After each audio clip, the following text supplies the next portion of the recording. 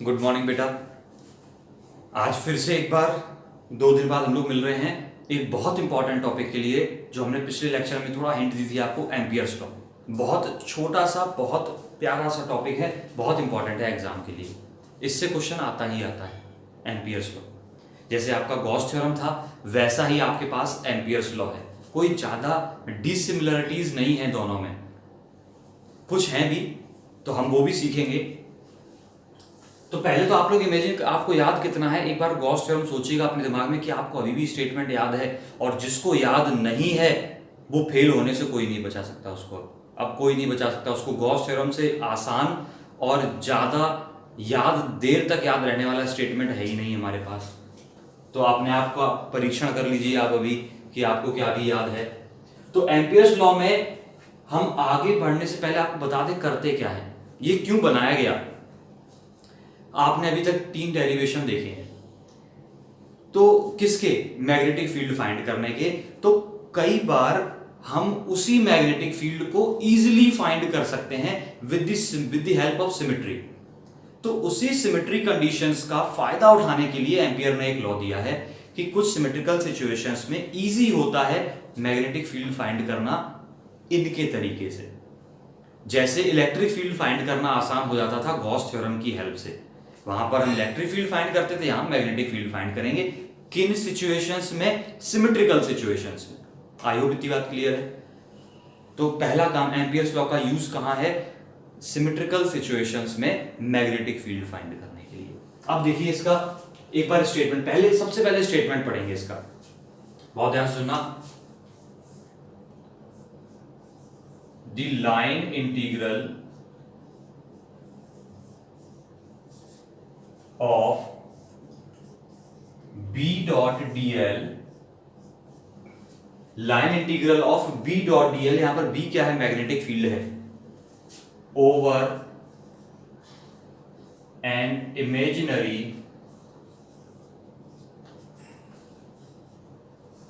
Loop, over an imaginary loop is mu naught times current नहीं लगेगा, अच्छा, net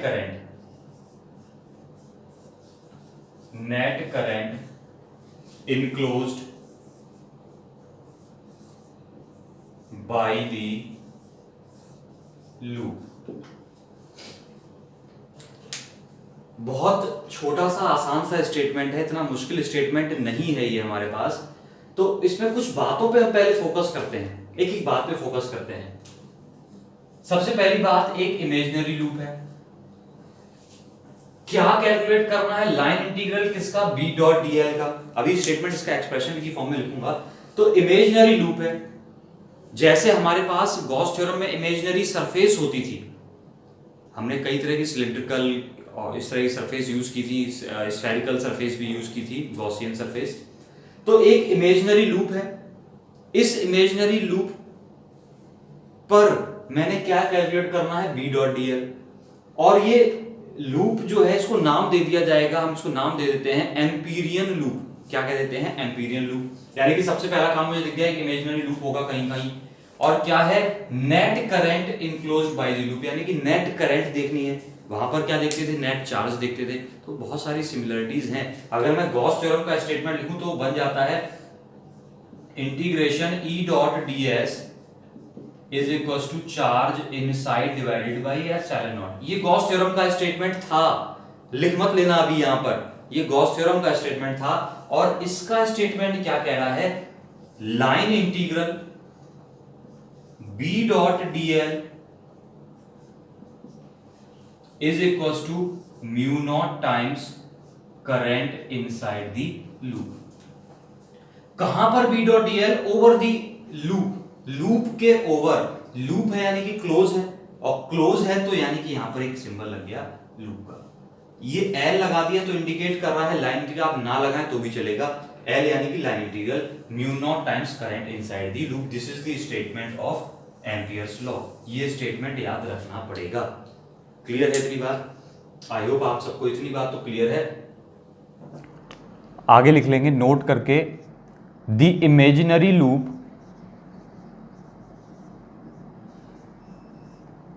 loop is called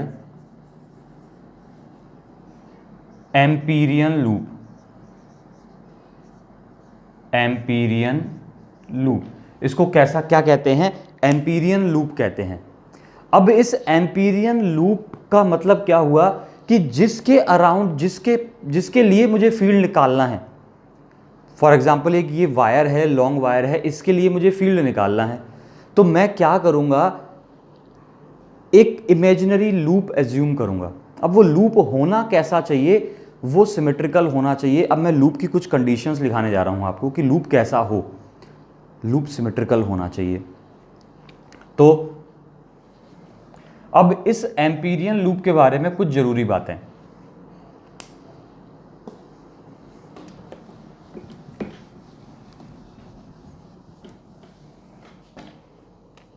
number 1, अब मैं एम्पीरियन लूप के बारे में जरूरी बात बोल रहा हूं, तो पहली बात है इट मस्ट बी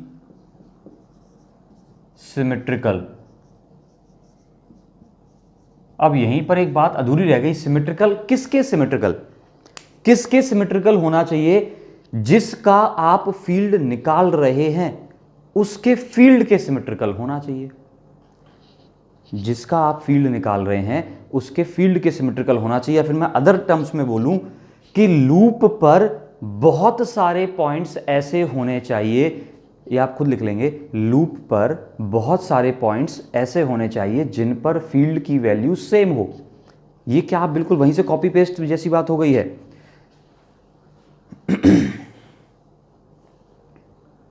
सिमेट्रिकल का मतलब that is most of the points of the loop must have same field. Must have same field. Clear? दूसरी बात इसकी, सिमेट्रिकल का एक मीनिंग तो मैंने बता दिया, सिमेट्रिकल के 2 मीनिंग आ रहे हैं, दोनों मीनिंग बताऊंगा। सिमेट्रिकल का मतलब पहला मीनिंग क्या हुआ आपको यहां लिख देना है। फर्स्ट मीनिंग सिमेट्रिकल का क्या हुआ? देयर मस्ट या most of the points of the loop must have same field या सेम मैग्नीट्यूड ऑफ फील्ड, पहला। दूसरा, जिसका मुझे फील्ड फाइंड करना है जिसकी वजह से, तो जैसी उसकी फील्ड लाइंस हैं उसी तरह का लूप मुझे लेना है। ये थोड़ी सी अजीब बात है, एक बार में समझ में नहीं आती, जल्दी दोबारा सुनना। ऑस्टर्ड का एक एक्सपेरिमेंट देखा था हमने, वहां पर पहले लेक्चर में, वहां पर किसी लॉन्ग वायर के लिए मैंने फील्ड लाइंस बनवाई थी आपसे, सबको याद होगा। क्या वो सर्कुलर लूप्स थे? तो जिस नेचर का फील्ड है, अगर फील्ड सर्कुलर है तो मेरा लूप भी सर्कुलर होना चाहिए। अगर फील्ड स्ट्रेट लाइंस की फॉर्म में है तो लूप भी स्ट्रेट लाइन होना चाहिए क्या? फिर तो लूप हुआ ही नहीं। अब धीरे धीरे बताते जा रहा हूं सब। पहली बात आपने सुनी। सेकेंड पॉइंट क्या है इसका?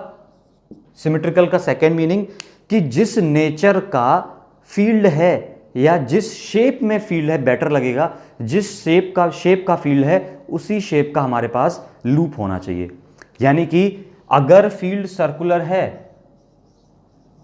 तो लूप भी कैसा होना चाहिए? सर्कुलर।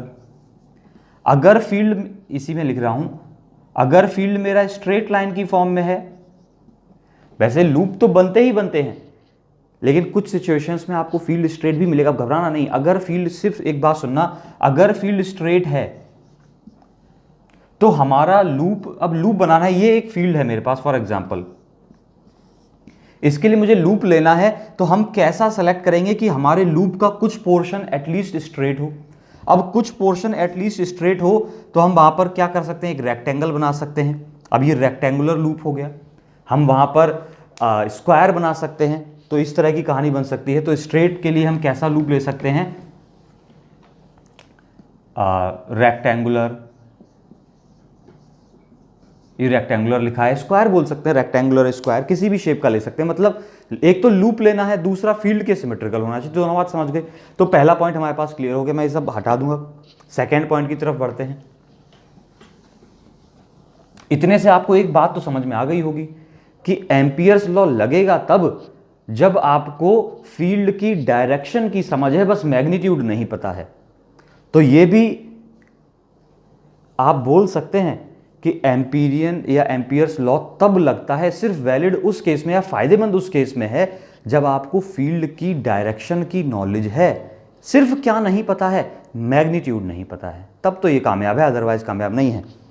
तो स्टेप्स हम पहले कर रहे थे, तो सेकंड स्टेप की बात करेंगे अब एम्पीरियल लूप के बारे में। दूसरा स्टेप है assign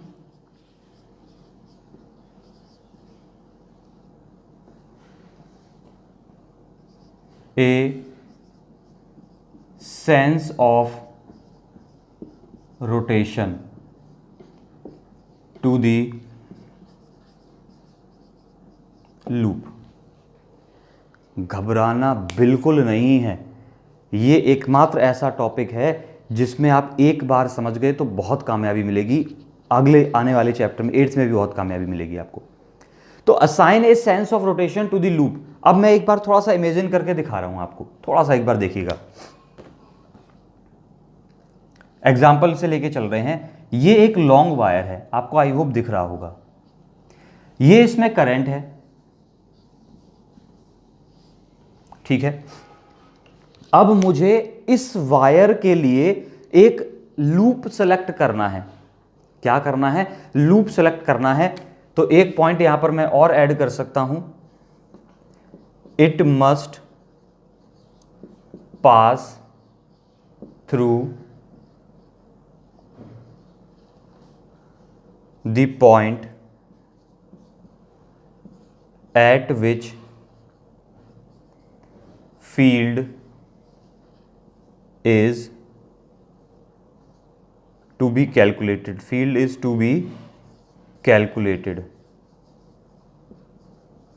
At which field is to be calculated. तो मान लीजिए मुझे इसके लिए यहां पर फील्ड पता करना है, बहुत ध्यान से सुनना। तो मैं एक एम्पीरियल लूप लूंगा। मन में मेरे क्या चल रहा है कि इस स्ट्रेट वायर के लिए फील्ड लाइन सर्कुलर होती हैं, तो मैं सर्कुलर ही फील्ड लूंगा, सर्कुलर ही लूप लूंगा। आपको शायद याद होगा मैंने बताया था कि जो फील्ड लाइंस होती हैं वो इसके परपेंडिकुलर प्लेन में होती हैं, यानी कि अगर ये वाई एक्सिस में है तो लूप कहाँ बनेगा या सर्कुलर या फील्ड लाइंस कहाँ होंगी, वो एक्स जेड प्लेन में होंगी। तो मैं एक्स जेड प्लेन में एक लूप सेलेक्ट कर लूंगा। देखिए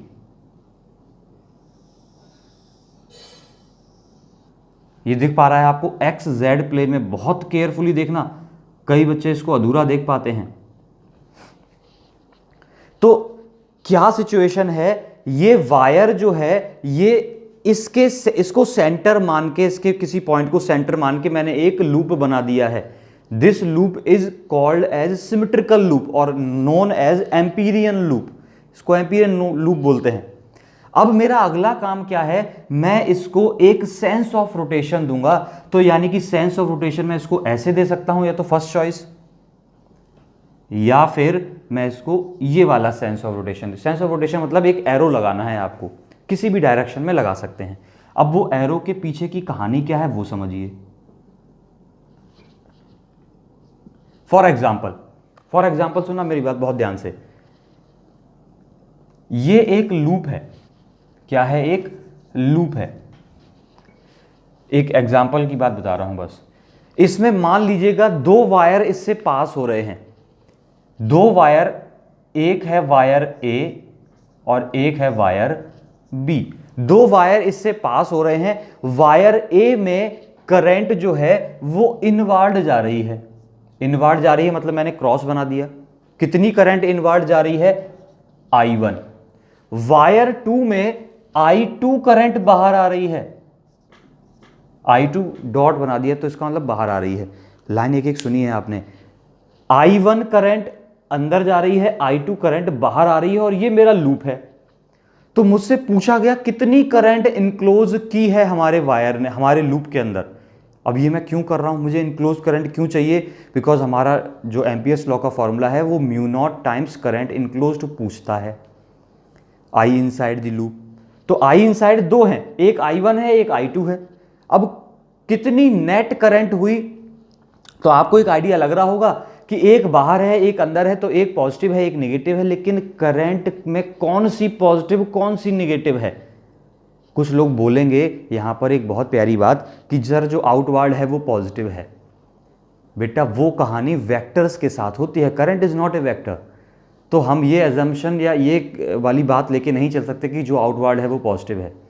तो दो सिचुएशन बन सकती हैं, या तो I1 पॉजिटिव होगी तो मैं लिखूंगा I1 minus I2 net current है, अगर I2 को पॉजिटिव मान लें तो बन जाएगी I2 माइनस I1।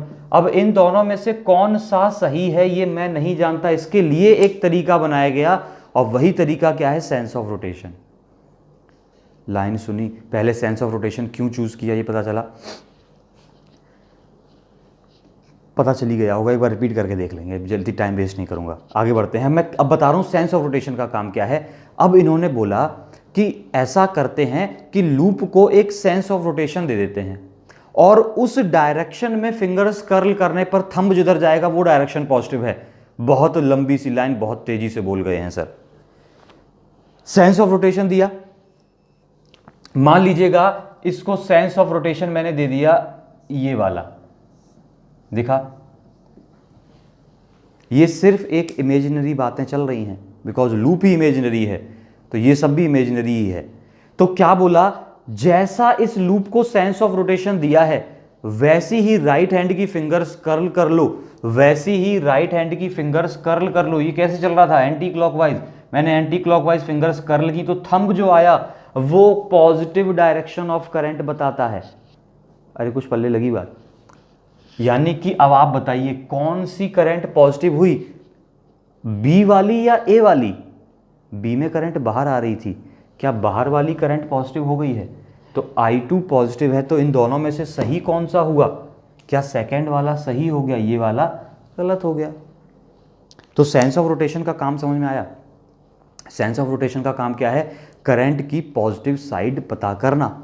तो मैं यहां पर लिख देता हूं, assign a sense of rotation to the loop, किस लिए,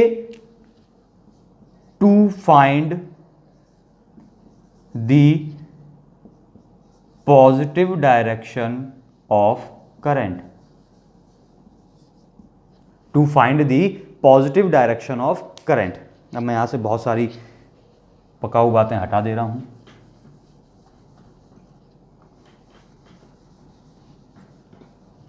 आई थिंक आपको कुछ बातें क्लियर हुई होंगी अभी तक।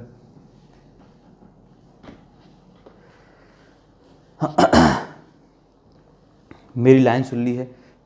सेंस ऑफ रोटेशन देने से सिर्फ क्या पता चलता है कि करंट की पॉजिटिव साइड कौन सी, और वो भी किस केस में काम आती है, जब एक से ज़्यादा करंट हो। जब एक ही करंट हो तो ज़रूरत नहीं है, लेकिन हम इतने गिरे हुए नहीं हैं कि हर एक करंट होगी तो सेंस ऑफ रोटेशन नहीं देंगे, हमें प्रोसीजर से चलना है, तो इसको हमने दे दिया एक सेंस ऑफ रोटेशन।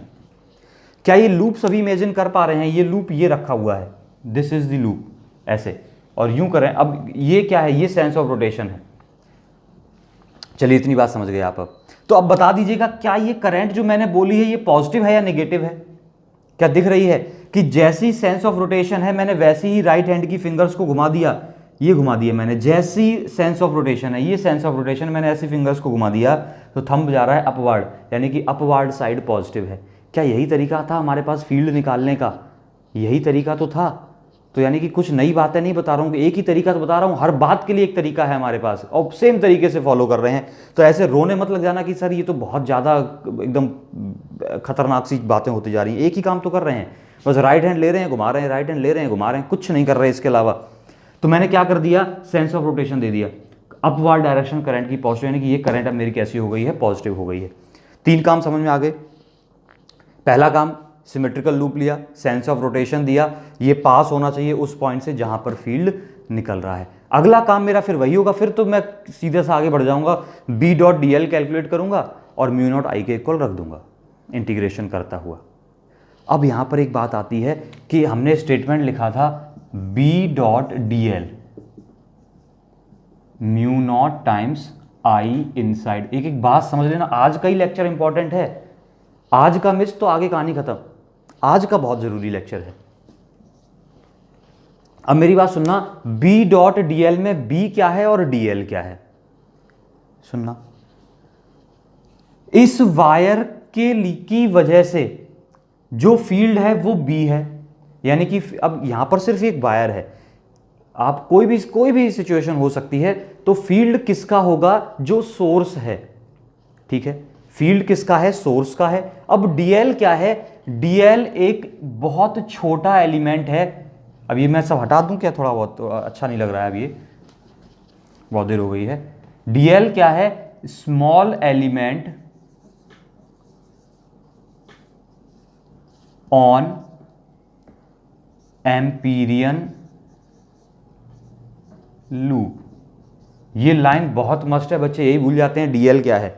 डीएल क्या है? Small element on Amperian loop. Amperian loop पर एक छोटा सा एलिमेंट, वो छोटा सा एलिमेंट मैं कहीं भी ले सकता हूं इस लूप पर। तो अब मेरी प्रोसेस समझना, ये मैंने एक छोटा सा डीएल ले लिया, मान लीजिएगा छोटा सा डीएल लिया। तो अब इस integration of B dot dl का मतलब क्या है कि इस लूप पर बहुत सारे डीएल लीजिए, उन सब का फील्ड के साथ डॉट प्रोडक्ट कराइए और जोड़ दीजिए। एक डीएल ये लिया, एक डीएल ये लिया, एक ये लिया, 75 ऐसे डीएल ले लिए मैंने। 75 नहीं, करोड़ों बन जाएंगे। ऐसे करोड़ों डीएल मैंने लिए और इन सब डीएल का इनकी पोजीशंस पर जो फील्ड है उससे मल्टीप्लाई किया और ऐड कर दिया, तो क्या बन गया? Integration B dot DL. यही है इंटीग्रेशन बी डॉट डीएल का मतलब बेसिकली। समझ गए होंगे बात आप, जिसको समझनी होगी इतनी देर में। तो अब हम इनको ऐड करके किसके इक्वल रख देंगे? म्यू नॉट आई के इक्वल रख देंगे। अब हम चलिए इसका एक बार छोटा सा प्रूफ देखते हैं। हटा दें, सारी बातें क्लियर हैं। अब एक और बात, अरे एक बहुत जरूरी बात तो रह ही गई, जो हमें 8th चैप्टर में काम आएगी, वो तो हम बोले ही नहीं। चलिए सब हटा दे रहा हूं। अगला पॉइंट बहुत जरूरी है, ये थोड़ा सा खतरनाक पॉइंट है, इसको आप कहीं पाएंगे नहीं। ये क्या कहता है 4th पॉइंट, कि जो आपने लूप लिया है उस लूप पर एक सरफेस एज्यूम कर लो, चिपका लो एक सरफेस। कुछ डर लगा? फॉर एग्जाम्पल मैंने ये एक लूप लिया, एम्पीरियन लूप। मान लीजिएगा ये क्या है? एक एम्पीरियन लूप है, या फिर कुछ इस तरीके से मान लिया मैंने। दो तरीके से दिखा देता हूं। ये था आपका अभी जो मैंने आपको सेलेक्ट करके दिखाया था।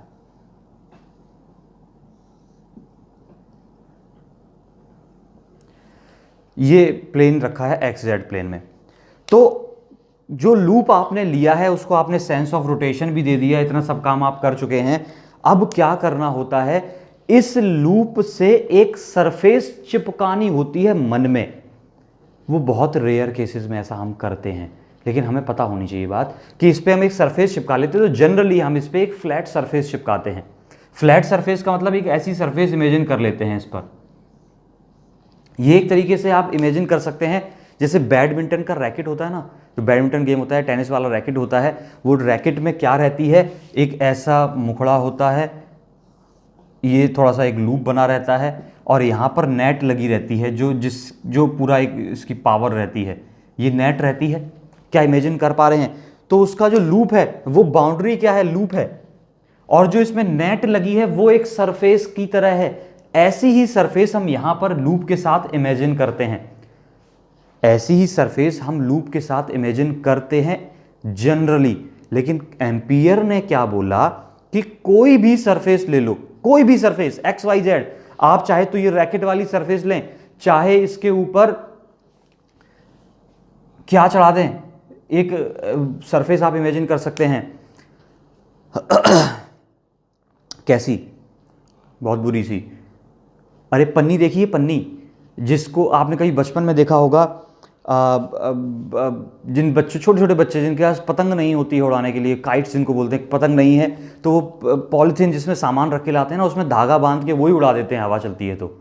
देखिए है ना। तो अब इमेजिन करना, थोड़ी सी इमेजिनेशन लेकर आना अपने पास, क्योंकि वो सरफेस की मुझे ज़रूरत पड़ेगी आगे। तो मैंने क्या बोला कि वो बैडमिंटन, क्या कह रहा हूँ, बैडमिंटन कह रहा हूँ मैं, क्या था, पॉलीथीन जो उड़ रही थी हवा में, उस पॉलीथीन को आप इमेजिन कर रहे हैं, वो कुछ ऐसी दिखाई देती है।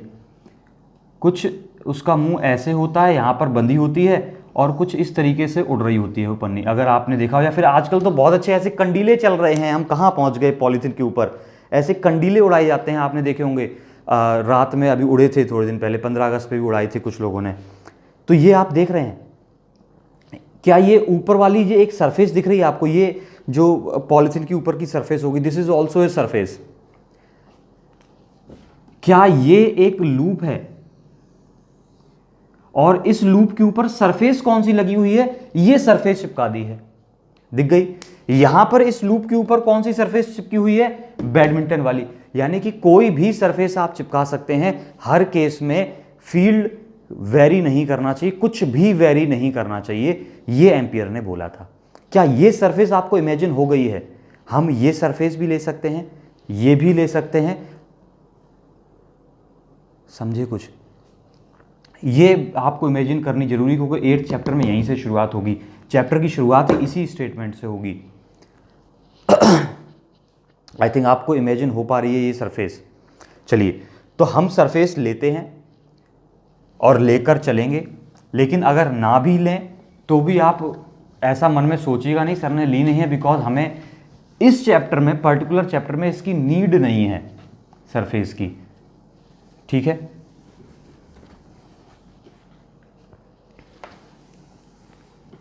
अब देखते हैं जल्दी से प्रूफ एक बार। Proof of Ampere's law. अब ये प्रूफ जनरल प्रूफ नहीं है, ये प्रूफ हम कर रहे हैं कुछ एक पर्टिकुलर केस के लिए। यहां पर लिख देता हूं फॉर ए लॉन्ग वायर। एक पर्टिकुलर केस लेके हम इसको सॉल्व कर रहे हैं, देखिएगा बहुत जल्दी। बहुत छोटा सा लूप का प्रूफ है इसका। ये एक लॉन्ग वायर है, इसमें करंट है आई, किस तरफ चल रही है करंट, ये अपवार्ड डायरेक्शन में, ठीक है। तो मैंने पहले ही बोला था कि एम्पियर्स लॉ तब लगता है जब मुझे फील्ड की डायरेक्शन पता होती है। तो वो मुझे इसके लिए पता है कि कंसेंट्रिक सर्कुलर लूप्स होते हैं। अब क्या मैंने आपको उन कंसेंट्रिक सर्कुलर लूप पे एरो बनाना सिखाया था? नहीं सिखाया था, तो आज बता दे रहा हूं, जरूरी भी था और छोटा सा काम है, बहुत छोटा सा काम है। किसी स्ट्रेट वायर के लिए फील्ड लाइंस सर्कुलर होती हैं, तो हमें पता ही है उन पे एरो कैसा लगता है, ऐसे लगता है एरो। जो वायर है उसको होल्ड कर लीजिए, पकड़ लीजिए उसको, घबराना नहीं, उसको पकड़ लीजिएगा और आपका थंब किस तरफ रहना चाहिए, आपका थंब रहना चाहिए करंट की डायरेक्शन में। अब मैंने इस वायर को पकड़ लिया, ये पकड़ लिया मैंने, पकड़ लिया, देख लिया आपने मेरा थंब किधर है, करंट अगर इसमें ऊपर जा रही है तो मैं थंब किधर रखूंगा, ऊपर की तरफ। मैंने पकड़ लिया, थंब मेरा ऊपर की तरफ है, तो मेरी जो फिंगर्स के कर्ल होने की डायरेक्शन है वही इसका एरो बनेगा। फॉर एग्जाम्पल, इस वायर को मैं पकड़ूं अगर, तो मेरा थंब किधर रहना चाहिए, अपवार्ड डायरेक्शन में। मैं इसको पकड़ रहा हूं तो मेरी फिंगर्स कैसे घूम रही हैं, यूं करके घूम रही हैं। तो एरो भी फील्ड लाइंस का कैसा बनेगा, इस तरीके का। चलिए, मान लीजिएगा इससे कुछ r डिस्टेंस पर फील्ड निकाल रहे हैं, ठीक है। तो हमने क्या किया, इस पॉइंट से पास होता हुआ एक एम्पीरियन लूप लिया। ये एम्पीरियन लूप आपको दिख जाएगा। अब ये जो एम्पीरियन लूप लिया है ये एक्स जेड प्लेन में है और कितनी डिस्टेंस पर है, r डिस्टेंस पर है। अगला काम मेरा है, मैं इसको सेंस ऑफ रोटेशन दूंगा। मैंने सेंस ऑफ रोटेशन दे दिया, ये रहा मेरा सेंस ऑफ रोटेशन। अब मुझे क्या कैलकुलेट करना है, b dot D L calculate करना है और प्रूफ करना है कि b डॉट डी एल किसके इक्वल आएगा, mu naught times the current के इक्वल आएगा। चलिए शुरू करते हैं।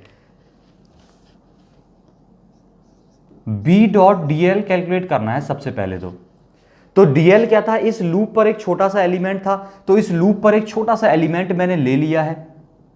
मान लीजिए ये ले लिया छोटा सा एलिमेंट dl। इस dl का b से प्रोडक्ट कराना है, डॉट प्रोडक्ट यानी कि cos थीटा आएगा, a b cos थीटा, यानी कि b dl cos थीटा। क्या लिख सकते हैं इसको, b dl cos थीटा। मेरी बात इमेजिन करते रहना बहुत जरूरी है। बी क्या है? फील्ड है। अब मैंने अभी सिखाया था आपको, इस वायर की वजह से यहां पर फील्ड, डीएल की पोजीशन पर फील्ड। चलिए बी डॉट डीएल कर लिया। तो बी की डायरेक्शन क्या है आपको निकालनी पता है स्ट्रेट वायर के लिए। कैसे पता है? या फिर छोड़िए, आपको अभी मैंने बताया था कि पूरे सर्कुलर वायर के लिए फील्ड लाइन सर्कुलर लूप्स होती हैं, और कैसी होती हैं, जैसा मैंने एरो ये दिखा रहा हूं। यानी कि क्या फील्ड भी इसी एरो को फॉलो कर रहा है हर जगह पर। फील्ड लाइंस में बता दूं एक बार, फील्ड लाइंस ये हो गई फील्ड लाइंस, इनका एरो भी यही है, और जो लूप मैंने लिया है उसका एरो भी यही है। यानी कि हर पॉइंट पर बी और डीएल के बीच एंगल कितना है? 0 एंगल है।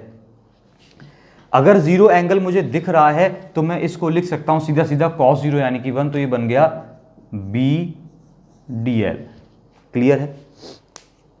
यहां तक बात क्लियर है। अब बात करते हैं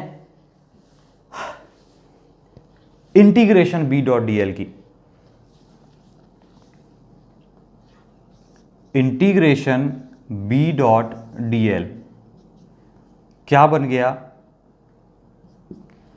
बी की वैल्यू क्या मुझे पता है? आपको भी पता है, सोच लेना, जरा ध्यान से सुनना, मेरी बात पहचानने की कोशिश करना। क्या बी के बारे में हम सिर्फ एलएचएस को सॉल्व कर रहे हैं? किसी स्ट्रेट वायर के लिए, लॉन्ग स्ट्रेट वायर के लिए, इसके आगे लिख देता हूं लॉन्ग है ये, लॉन्ग स्ट्रेट वायर के लिए फील्ड की वैल्यू मुझे पता है।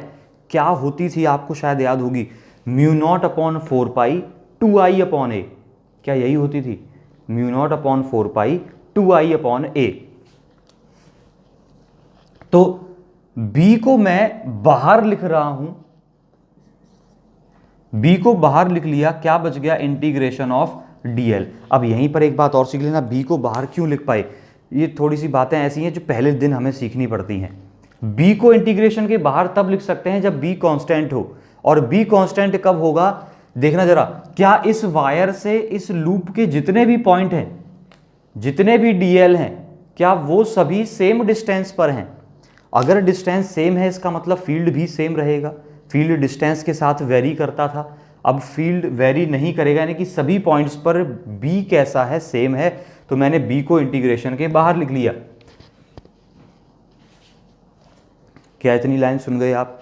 बी को इंटीग्रेशन के बाहर लिख लिया है, और बाहर लिख लिया मैंने इंटीग्रेशन के, तो अब बी की वैल्यू मुझे पता है mu naught upon 4 pi 2i upon ए। ए यानी कि परपेंडिकुलर डिस्टेंस वो कितनी है? r है, इंटू डीएल।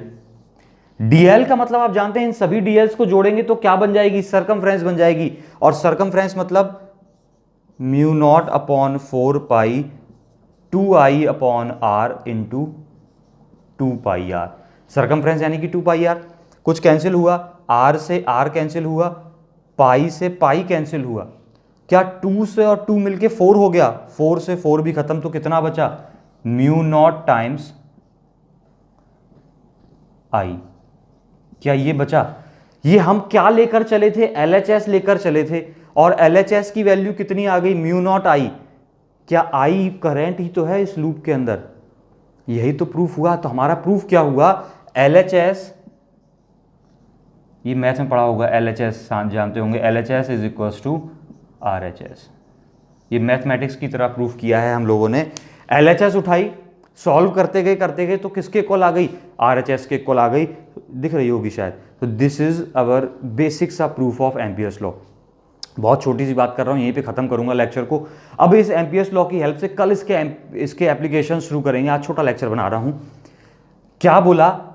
सारी बातों को एक बार रिपीट कर दूं, बस एक बार, बहुत जरूरी statement. Line integral B dot D L over a loop, over a imaginary loop is equals to mu not times current inside the loop. अब करंट इनसाइड द लूप से पहले मैं बात करता हूं इमेजिनरी लूप क्या है। एक लूप जो हम सेलेक्ट करते हैं वो लूप होना कैसा चाहिए, उसकी कुछ कंडीशंस थी, कुछ बातें थी। पहला था लूप क्या होना चाहिए? उस पॉइंट से पास होना चाहिए जहां पर फील्ड निकालना है। दूसरा, सिमेट्रिकल होना चाहिए। सिमेट्रिकल होने का मतलब बहुत सारे पॉइंट्स ऐसे हों जहां पर फील्ड कैसा हो? सेम हो। जरा देखना, इस लूप पर बहुत सारे, क्या सारे ही पॉइंट्स ऐसे थे जहां पर फील्ड सेम था, बिकॉज इस वायर से सेम डिस्टेंस पर हैं सारे पॉइंट, इसलिए फील्ड सेम था। दूसरा सिमेट्रिकल का मतलब क्या था, जिस शेप का फील्ड है लगभग उसी शेप का हमारे पास लूप होना चाहिए। अगर सर्कुलर फील्ड है तो सर्कुलर लूप होगा, स्ट्रेट लाइन का है तो हम रेक्टेंगुलर चूज कर सकते हैं या स्क्वायर सेलेक्ट कर सकते हैं। इतनी बातें सीख गई। इसके बाद मैंने बताया था कि इसको एक सेंस ऑफ रोटेशन देना है। सेंस ऑफ रोटेशन किस काम में आता है, करंट की पॉजिटिव डायरेक्शन पता करने के काम आता है। कैसे पता करते हैं, जैसा सेंस दिया है आपने वैसा ही राइट हैंड की फिंगर्स को कर्ल कर दीजिए। एक बात में बच्चे कंफ्यूज होते हैं आने वाले टाइम में, आज तो कोई दिक्कत नहीं है। मैं आपसे पूछूं इस डीएल की पोजीशन पर फील्ड की डायरेक्शन क्या होगी, तो आपको हमेशा ध्यान ये रखना है कि फील्ड क्रिएट करती है करंट, और करंट किस में है, वायर में है, तो आप वायर की वजह से दिमाग लगाएंगे। कई बच्चे क्या करने लग जाते हैं कि जब सेंस ऑफ रोटेशन का हम लोग एरो लगाते हैं ना, ये मैंने सेंस ऑफ रोटेशन का एरो लगाया और जैसे ये एरो देखा उन्होंने तो कई बार वो इसको भी करंट इमेजिन करने लगते हैं। ये करंट का एरो नहीं है बच्चे, ध्यान रखना ये बात, ये करंट का एरो नहीं है। ये एरो किस बात का है, सिर्फ सेंस ऑफ रोटेशन का एरो है, ये कोई करंट नहीं है। इस लूप में करंट है ही नहीं। लूप करंट का सोर्स तो कौन है, ये वायर था, ठीक है। तो ये बात ध्यान रखना, लूप में करंट नहीं होती है, सिर्फ सेंस ऑफ रोटेशन। अच्छा एक और बात, मैं इतनी देर कर रहा हूं तो 2 मिनट और सही।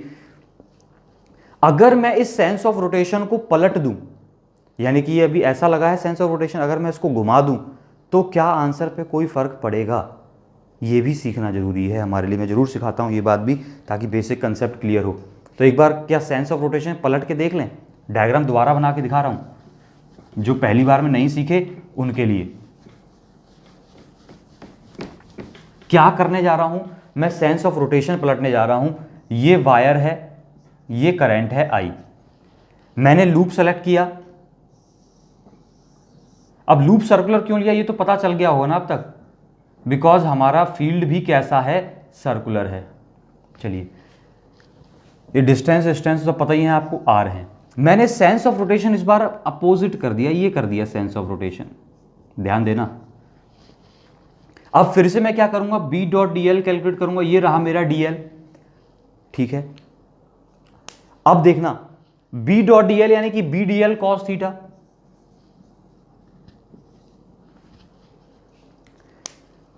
वायर के लिए फील्ड की डायरेक्शन ये है, देखिए, और डीएल की डायरेक्शन इसके अपोजिट है। लूप की डायरेक्शन कैसी है, इसके अपोजिट है, दिख गया। बी अगर इधर चलेगा तो डीएल इधर चलेगा, क्योंकि एरो कैसे हो गए हैं, अपोजिट हो गए हैं। फील्ड का एरो तो मैं दिखा चुका ना आपको कैसा था, दिखा भी चुका हूं कैसे बनता है। तो क्या हुआ, फील्ड और डीएल अपोजिट हो गए, तो थीटा कितना हो गया, 180 हो गया। थीटा कितना हुआ, 180, तो ये क्या हो गया, माइनस का बी डीएल हो गया, दिख गया इतना। अब मैं इसका जब इंटीग्रेशन करूंगा तो मैंने बोला इंटीग्रेशन बी डीएल, इंटीग्रेशन कर दिया। तो इंटीग्रेशन का मतलब क्या हुआ, इसका अगर मैं इंटीग्रेशन करूं, इसकी वैल्यू तो मुझे पता है कितनी है, माइनस बी डीएल, तो माइनस बाहर लिख दिया, बी कांस्टेंट है तो बाहर लिख दिया, कितना आ गया, डीएल। ये लाइन समझ में आई, क्या कर दिया, बी डॉट डीएल की वैल्यू कितनी है, minus B DL, B constant है तो बाहर लिख दिया, क्या बच गया, डीएल, माइनस बी की value mu naught upon 4 pi 2i upon R into DL की वैल्यू 2 पाई आर। तो आपको दिख रहा होगा यहां से कितना आ जाएगा, माइनस का म्यू नॉट टाइम्स आई, दिखा इतना।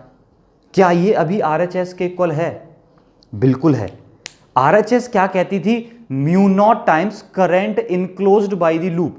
अब ध्यान देना, आरएचएस की अगर मैं बात करूं, ये मेरी एलएचएस आ चुकी है, आरएचएस की बात करूं तो आरएचएस क्या होती है मेरी, mu not times current inside the loop या net current inside the loop, ये होती थी आरएचएस।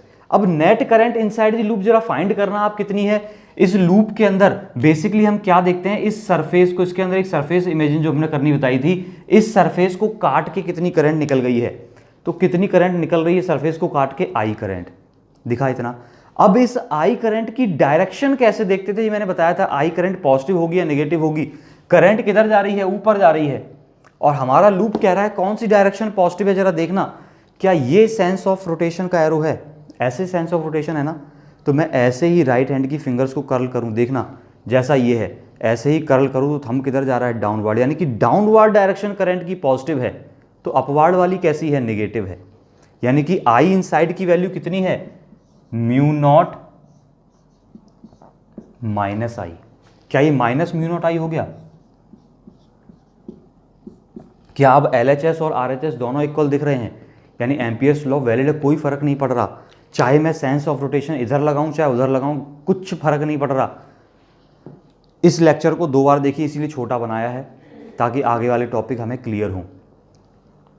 बहुत ध्यान से, ऑल दी बेस्ट, मिलते हैं कल अगले लेक्चर में।